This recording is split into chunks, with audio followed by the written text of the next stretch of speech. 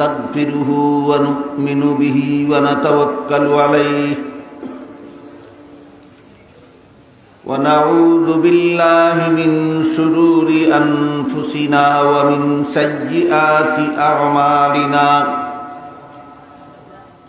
من يهده الله فلا مضل له ومن يضلله فلا هادي له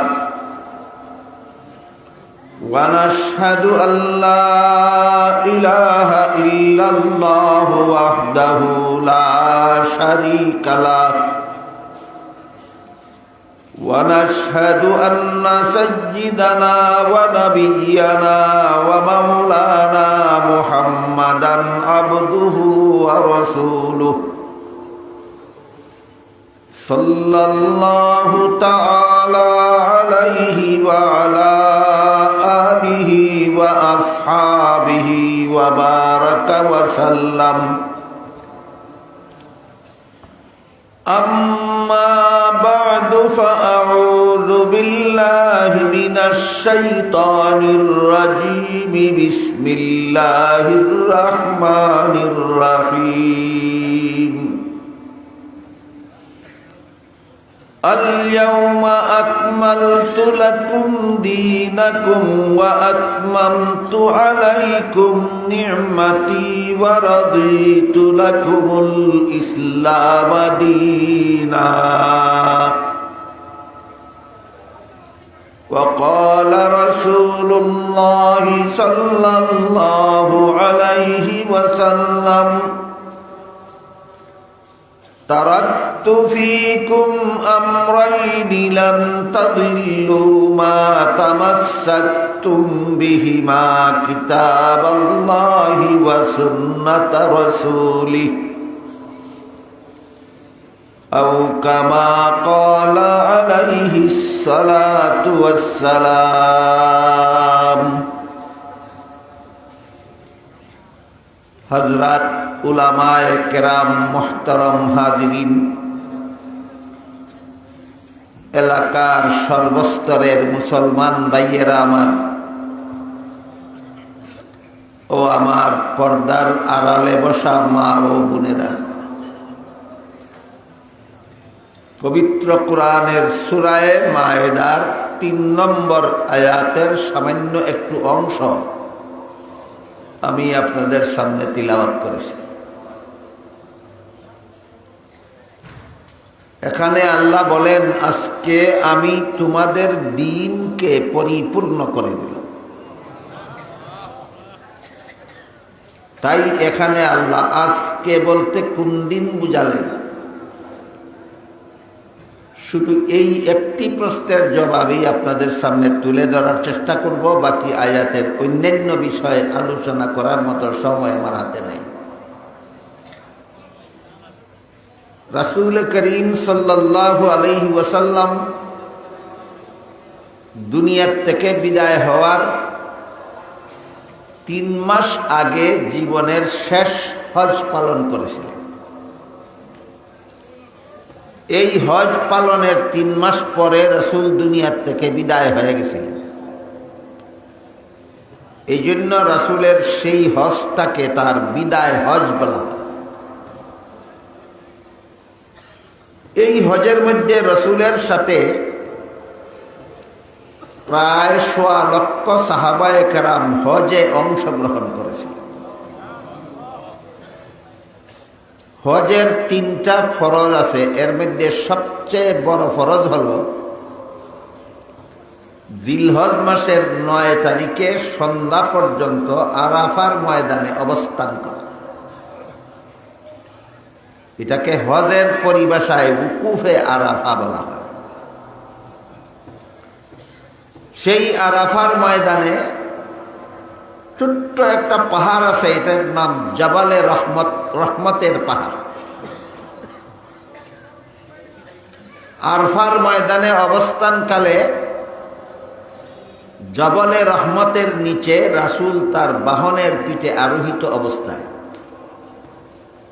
হজে অংশগ্রহণকারী লক্ষাধিক সাহাবায়ে কেরামদের উদ্দেশ্য করে একটা মহামূল্যবান ভাষণ দিয়েছিলেন। যা কিয়ামত পর্যন্ত মুসলমান উম্মতের জন্য পথ প্রদর্শকের কাজ করবে। রাসূলের সেই ভাষণটাকেই তার বিদায় হজের ভাষণ বলা হয়। ভাষণের শেষের দিকে রাসূল অংশগ্রহণকারী সাহাবাদের উদ্দেশ্য করে জিজ্ঞাসা করেছিলেন, হাল বাল্লাগতুকুম, আল্লাহ আমার কাছে যা কিছু নাজিল করেছেন সবগুলি আমি তোমাদের কাছে পৌঁছে দিয়েছি কিনা। এই প্রশ্ন করার কারণ হলো, এর আগে আল্লাহ আরেক আয়াত নাজিল করে রাসূলকে বলেছিলেন, ইয়া আইয়ুহার রাসূল বাল্লিগ মা উনজিলা ইলাইকা মির রাব্বিক ওয়া ইল্লাম তাফআল ফামা বাল্লাগতা রিসালাতা। এর অর্থ হলো, হে রাসূল করিম সাল্লাল্লাহু আলাইহি ওয়াসাল্লাম, আপনার রবের পক্ষ থেকে, আল্লাহর পক্ষ থেকে আপনার কাছে যা কিছু নাজিল হয়, যত কথা আল্লাহ আপনার কাছে পাঠান, সবগুলি কথা আল্লাহর বান্দাদের কাছে পৌঁছে দিন। একটি কথাও যদি পৌঁছাবার বাকি থাকে, তাহলে আপনাকে যে উদ্দেশ্যে আল্লাহ রাসূল বানিয়েছেন সেই উদ্দেশ্য সম্পন্ন হবে না, রেসালতের দায়িত্ব আদায় হবে না, রসুল হওয়ার দায়িত্ব সম্পন্ন হবে না। এই কথাটা আমাদের মনে রাখতে হবে পরবর্তী কথাগুলি বুঝার। এর আগেই বিদায় হজের ভাষণের আগেই আল্লাহ এক আয়াত নাজিল করে রাসূলকে বলেছিলেন, আল্লাহ আপনার কাছে যত কথা পাঠাইছেন সবগুলি কথা আল্লাহর বান্দাদের কাছে পৌঁছে দিন। কোনো একটা কথাও যদি পৌঁছাবার বাকি থাকে, তাহলে রসুল হিসাবে আপনাকে আল্লাহ যে দায়িত্ব দিয়েছেন সেই দায়িত্ব আদায় হবে না। আল্লাহর পাঠানো সবগুলি কথার মধ্যে একটা কথাও পৌঁছাবার বাকি থাকলে রাসূলের দায়িত্ব আদায় হবে না, কথাটা আল্লাহ আগেই বলে রাখছিলেন। তাহলে কি সতর্কতাটা স্বাভাবিক না অত্যন্ত শক্ত? শক্তভাবে আল্লাহ রসুলকে সতর্ক করে দিয়েছিলেন যে একটা কথাও যেন পৌঁছাবার বাকি না থাকে। এই কারণে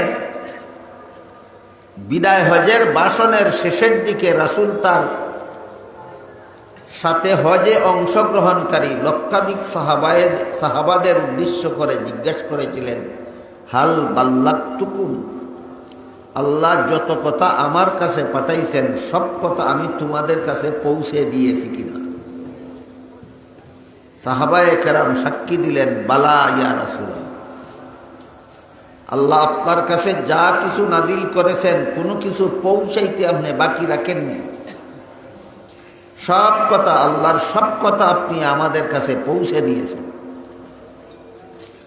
তখন রাসূল আল্লাহকে সাক্ষী করে বলেছিলেন, হে আল্লাহ, তুমি সাক্ষী থাকো, তোমার বান্দারা স্বীকার করছে আমার কাছে যত কথা নাজিল করছো সব কথা আমি তোমার বান্দাদের কাছে পৌঁছাই।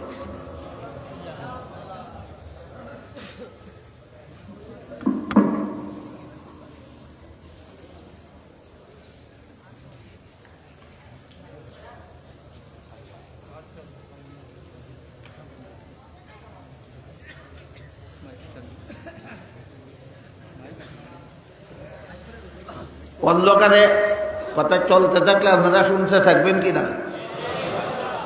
আচ্ছা, এখানে সাহাবায়ে কেরাম সাক্ষী দিলেন রাসূল আল্লাহর সব কথা তাদের কাছে পৌঁছাইছে। রাসূল বললেন, আমি সব কথা তোমাদের কাছে পৌঁছাইছি। আবার আল্লাহকে সাক্ষী করলেন, হে আল্লাহ, তুমি সাক্ষী থাকো, তোমার সব কথা আমি তোমার বান্দাদের কাছে পৌঁছাইছি। এর প্রেক্ষিতে আল্লাহ সূরা মায়েদার ৩ নম্বর আয়াত নাজিল করে বলেন, আল ইয়াউমা আকমালতু লাকুম দীনাকুম, আজকে আমি তোমাদের ইসলামের বিধিবিধান পরিপূর্ণ করে দিলাম। আল্লাহ এর মাধ্যমে আল্লাহর পক্ষ থেকেও একটা সাক্ষী পাওয়া গেল কিনা। ইসলামের বিধিবিধান পরিপূর্ণ করে দিয়েছেন আল্লাহ। কোনো কথা পৌঁছাবার বাকি থাকা অবস্থায় না, সব কথা পৌঁছাবার মাধ্যমে, সব কথা পৌঁছাবার মাধ্যমে। রাসূল দাবি করলেন, সাহাবাগণ সাক্ষী দিলেন, আল্লাহ নিজেও সাক্ষীদের সত্যায়ন করলেন। এই তিনটা কথা।